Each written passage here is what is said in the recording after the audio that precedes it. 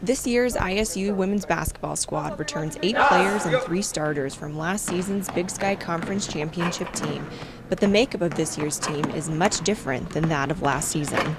The Bengals lost nearly 40% of their scoring offense with the departure of Anna Pulicicio and Epiphany Woods, but the Bengals aren't about to dwell on the past. They return some massive firepower more than capable of filling the void. Well, I think you have Grace to step up, especially with the rebounding, the defense, and some scoring. You know, she scored it pretty good a couple years ago, and she was our top rebounder 2 years ago. And we're returning our top rebounder in Freya Newton. So between those two, I think we'll do a pretty good job.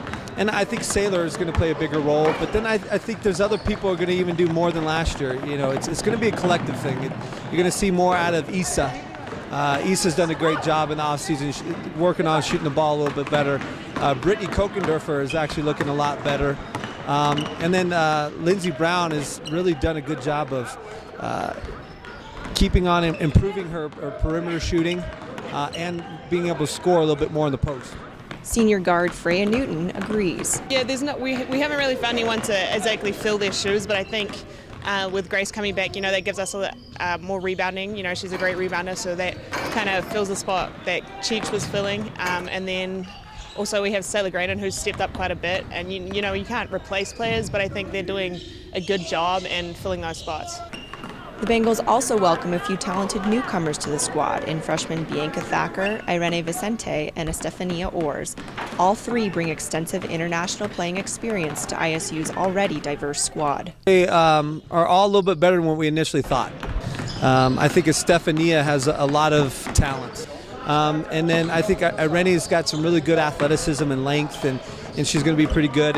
And Bianca's a tough little defender. You know, I shouldn't say little. She's 6 foot and long, but she really works hard in defending, guarding the ball. She's got a little bit of a tough, mean streak in her, and she's shooting the ball really well. She can shoot it and shoot it deep.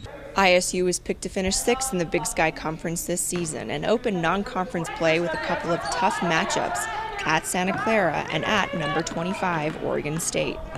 I think it was a big shock for me last year having a couple of games like this, but I think you got to take the experience. So you got to go in there and have fun. It's, you know, as well as having fun, it's just a huge sort of learning experience for the team. It's a lot for us to come together, but I think mainly it's just the experience.